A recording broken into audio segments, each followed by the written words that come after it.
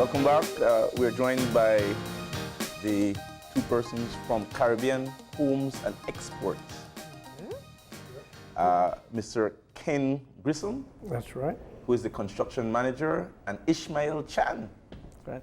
And they're going to be talking to us this morning about building off the grid and their company. This is going to be good. Which is featured on the DIY network. Yes, next, on the 30th, next week, at 8 p.m. Central Time. That's a big deal. Yeah, it's been exciting to film it. Yeah. Okay, so let's backtrack with the history of the company itself. Tell us a bit about some of the work that you do and when you got started. Okay. We build prefabricated buildings, and that's anything from 400 square feet to 20,000 square feet. And we fabricate all the windows, doors, all mahogany. We also make all the furniture. For Mahogany Bay Village, which has been our biggest project, we've built 230 or 40 buildings, probably 300,000 square feet. The Great House is one of the largest wood buildings in the country. It's, I think it has 6,000 or 8,000 feet of meeting space. Yeah. Wow. And we have restaurants and retail. And so that's been our main focus. That's what brought us here, was to build that product. And then since then, we did, for Norwegian Cruise Lines, we built their cabanas, their public area furniture. Idzana, we built their first prototype building. And for Grand Cayman Margaritaville, we did a lot of their restaurant interior pieces. So we've been busy. What attracted the company to Well, Belize? The developer, Beth Clifford, had been coming down here for 12 or 13 years looking for the right opportunity. And the land was already developed in San Pedro. It has canals to every lot. So she called me and said, we're getting ready to start this project. I'd retired. And we need to build 100 houses on an island in the first year. Wow. So she said, I need you to come down and figure out what would be the means and methods and the best way to do it. So we came down and we looked at the resources, how many craft people would really be in one location like San Pedro, how you get all your materials and get them there, the supply chain. And at the end of the day, we figured out the only way to really do it would be to have a factory over near where all the wood products are and prefabricate all the pieces, truck them, then barge them over right to the lot, and then have a crew that unloads and then finishes them out. So the way we started out was we build either two-story houses or one story with two small cottages a week. We send those over and it takes 1 day to set those. And then about 8 weeks later we complete it. So once you're in sequence, you're completing 2 or 3 houses every week. So that's how we initially got into it. And the company where we started, Ishmael is one of our earliest employees. He's the plant manager. He runs the factory. He's got 100 people under him over there. Where's the factory located? It's Woodstop Lumber Company. We're in the very back. We have about 30,000 feet of floor space. So we build everything undercover. That's in Belmont. Yeah. And we keep a couple 100,000 feet of hardwoods out there at all times. Yeah. And then on the mainland, we have anywhere from 65 to 85, depends on where we are in our sequence. So that's what brought us here. And the beauty is we got the best. I've been in the business, I'm 73. I've been in the business a long time. And this is the best crew of people I've ever had since I've been in this business. And we don't, only thing we subcontract is electrical, mechanical. Everything else, we self-perform all the work. How many employees do you have? Right now, we're 165, I think. Large operation. Yeah, and we've been as high as 220 when we were building the retail and the Great House all at the same time. Wow. So tell us a bit about your work, Ishmael. Well, I'm in charge of running the plant over in Belmont. Basically, what we do is when there's a design, we start looking at it and figuring out how we're going to build it. Like the cottages, we need to figure out how we need to build it and be able to ship it and assemble it over in San Pedro. So we look at panelizing the walls, the roofs, how we're going to build it. And it's very interesting. Mr. Grissom has some very good ideas every time, and with his ideas and the people we have, we get to build it, and it works good in the end. So that's he gave you a glistening endorsement just now. He said working with Belizeans is like the best. But surely the quality of the work that you guys do is first world. It's first class. How have you guys been able to keep up with the quality demands that I'm sure Mr. Grissom and the company requires? Yeah, well, we have been able to get good workers with good craftsmanship. Carpenters that do make the furnitures. What we call roof carpenters, which build the houses, and we get to share the ideas with them of what we are looking for. They get it, and that's how we get to the a very good product. And how do you maintain quality control? Well, with a good craftsman, it hasn't been that hard. Yeah. The one thing Belizean carpenters do, they understand plumb, level, and square. You don't have to teach that. That's the basis for starting your quality. And then the sanding, we almost wish they didn't sand it so much. They sand, we have a big crew of sanders, because between every coat, you have to sand everything back down. And it's their own pride in their work. It's when they turn out, we give them all kind of unusual radius door frames to build, and when they put it out, they're so proud of it. It's very rewarding to go down there when we give them something challenging. We had to have 2 round beds, so that's very complicated to make. They made 2 beautiful round beds. The stairway in the great house is incredible. It's a photograph in itself. It's a piece of art. So the quality is not hard work with the people we have. Yeah. Now, what about, I can't even imagine trying to get the pieces out to San Pedro. How did you manage that?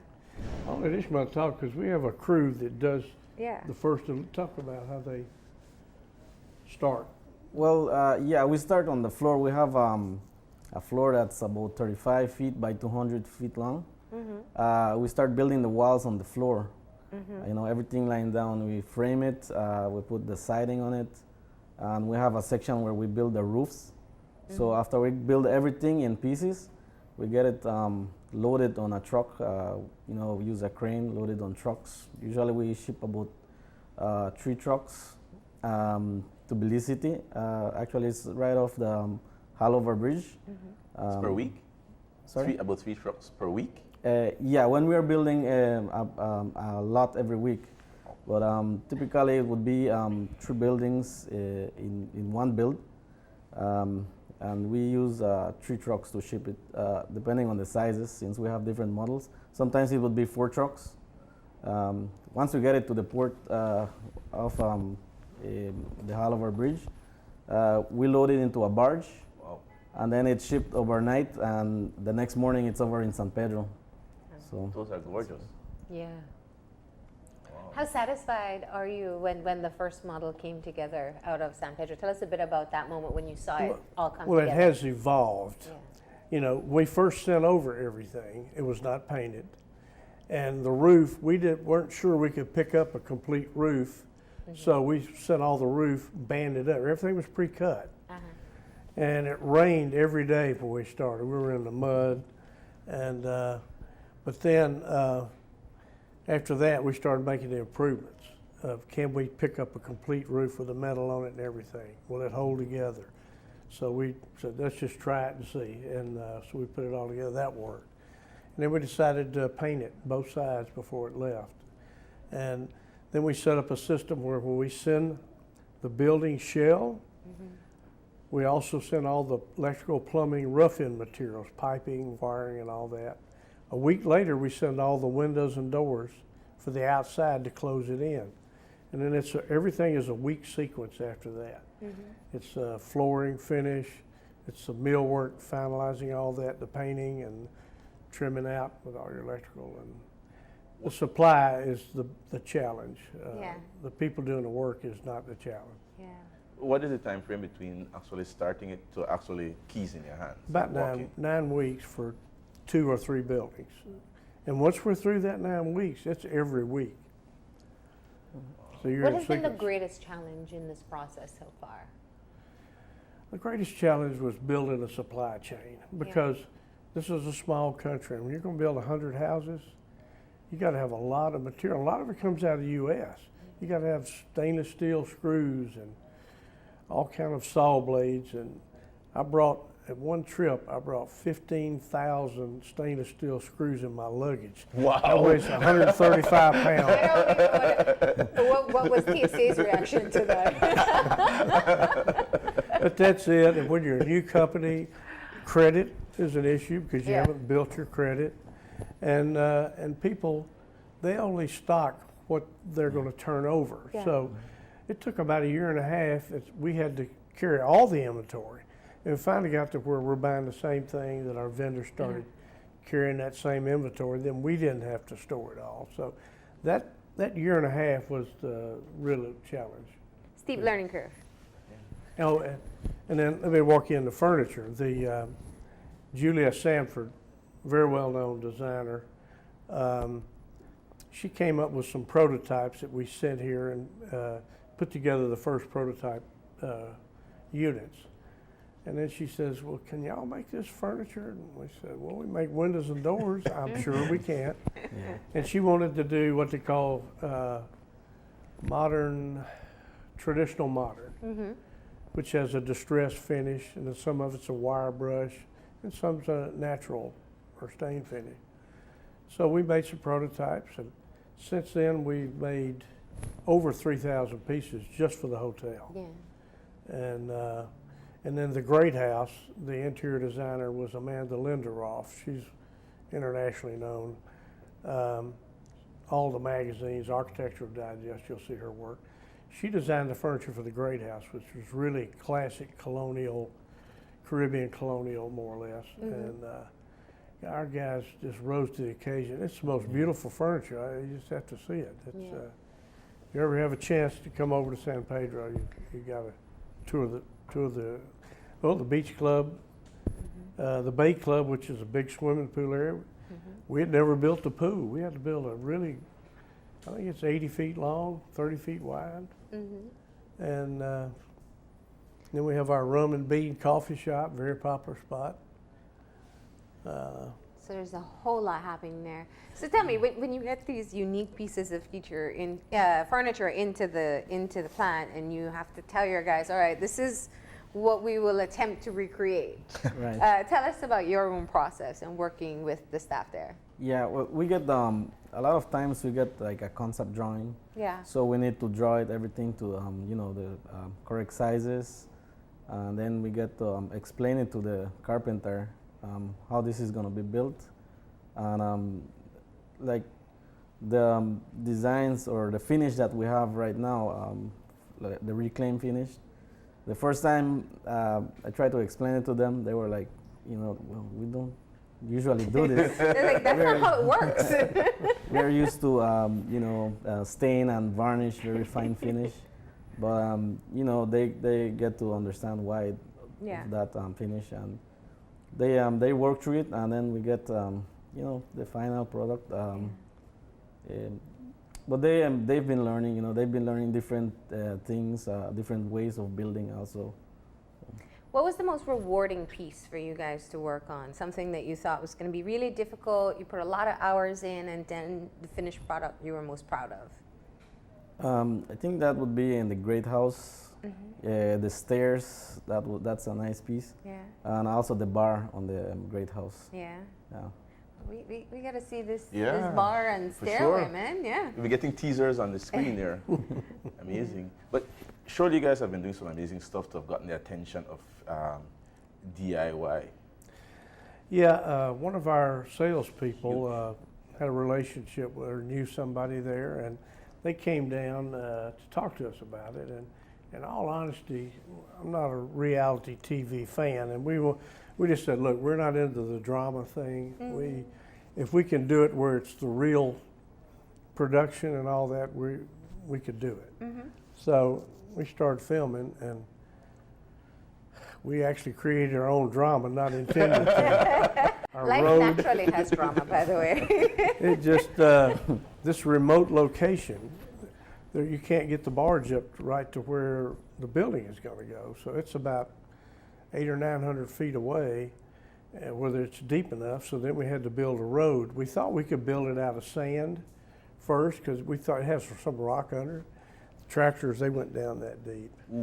So then we had to bring in heavy rock and then build an 800-foot road to bring everything in on. And then the barge we were going to bring it in on sank near one of the islands past. I can't remember where it was, but it sank, and we had a garage on it and some lumber for another building. So we were we didn't have that barge to haul it, so we had to get another firm to bring a barge. So we go wait for them over on the mainland to load it where our port is. And they got lost. You know, we're sitting there, a film crew, all day long.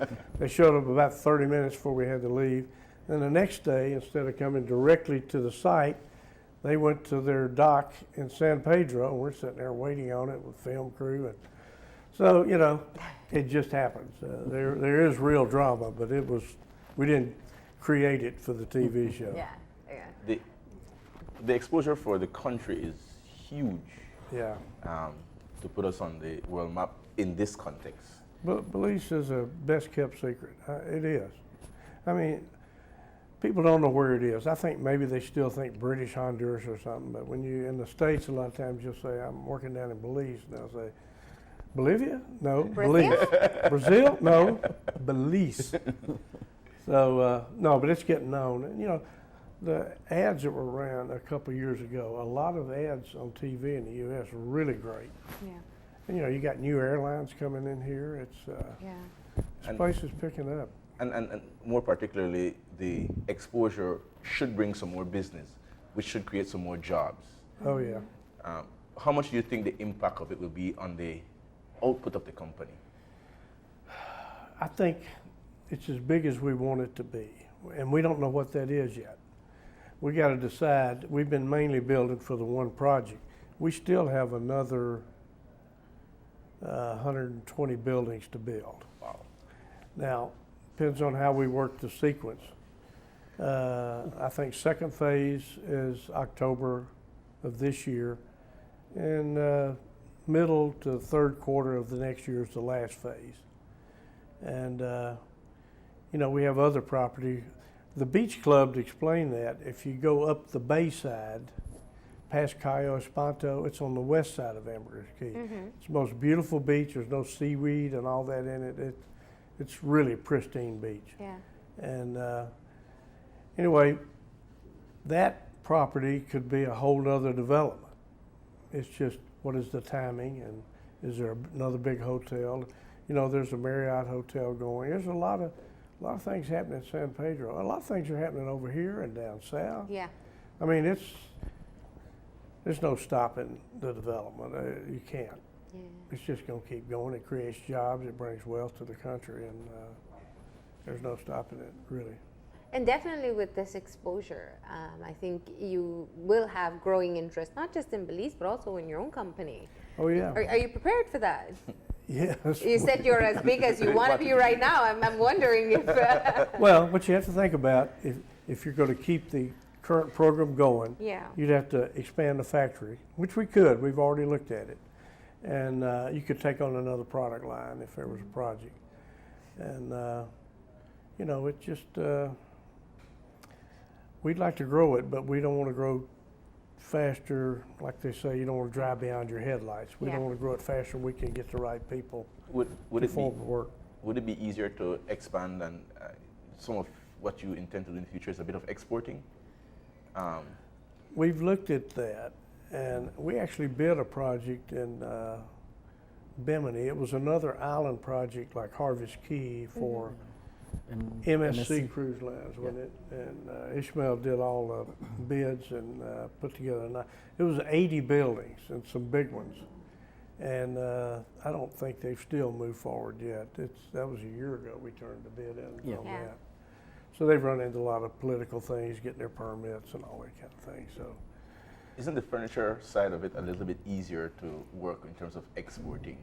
And the It's- quality of material here isn't, It's it's more accessible. Too. Accessible. Yeah. it's actually the exporting is the easy part, really. The thing you have to work with here is wood expands and contracts with moisture.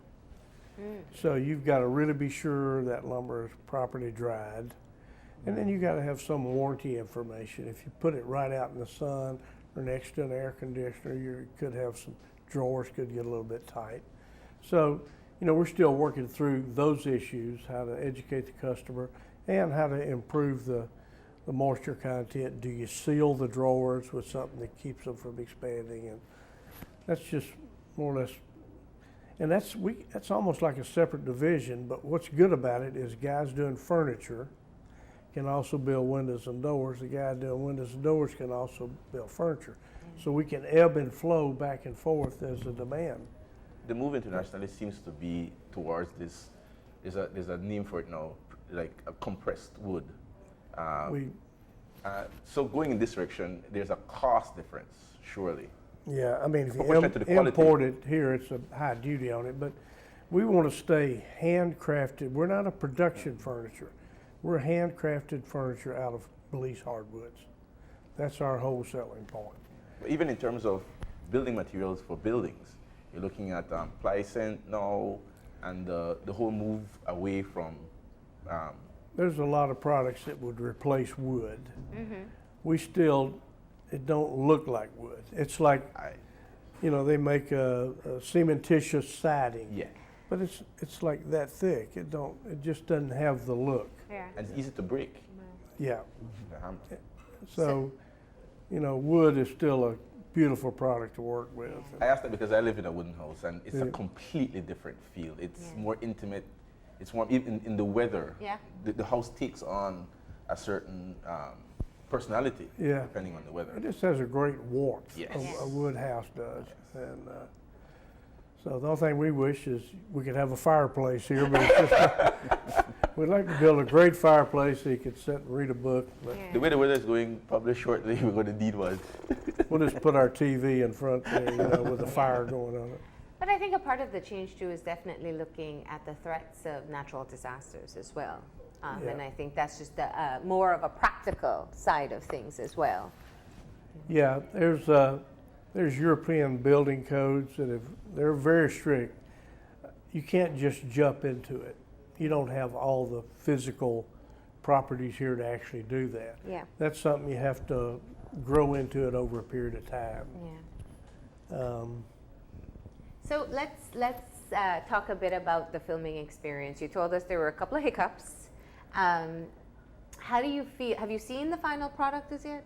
Yes. Yes. Oh, no, not the film. No, you will see They it. won't even You'll have give your us a big clip. reveal. We asked for a clip, and Yeah. no, but You get the teaser. Yeah. it started at Yawback. Uh-huh. We went to their forest, and we picked out the trees for the big timbers, and they started cutting there, filming that.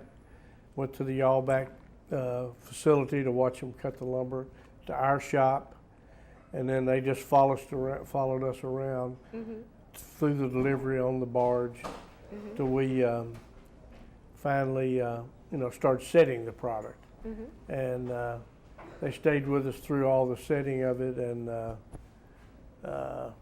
painting, the finishing, and Yeah. then we did a little bit of hydroponics on the backside, and they worked with that. That's really an educational thing for us and Beth to see if that's something we would like to do. Yeah. And then we ended up, when we got the design kind of evolved. It was a long, straight kind of a design first, and then we ended up wanting some visual height to it. And we came up with a roof design. It ended up with a nice thatch on the very top. So it's a great looking building. So next Thursday night, please watch We will all DIY tune Network. in. We will. What was it like for you guys having the people recording while you're working? Well, Added pressure? not really. I mean, we just went on with our work. Oh, okay. Yeah. Yeah. So next week, Thursday, we all get to see it. It's January I 30th. think it's 30th. It's the 30th, Yes. and that's Thursday or not, I'm not sure. And it's on the DIY network. It's called Building Off the Grid. Yep. All right, we'll be looking out for you guys. And, you know, I think while you thought there were hiccups, I'm sure they were great for TV. Yes. All the mishaps that I think took they place enjoyed in that a the- little bit, yeah. They probably were happy from the production side. All right, so we'll see all of that. And we want to thank you for coming in and sharing a bit of what you have been doing and about this experience as well. Well, thank you. We're very proud of the company and our people that really turn out great product. It's Keep up. unbelievable. Keep up the great work. Thank you. We're going to go ahead and take a break, and we'll be back in a few. Thank you.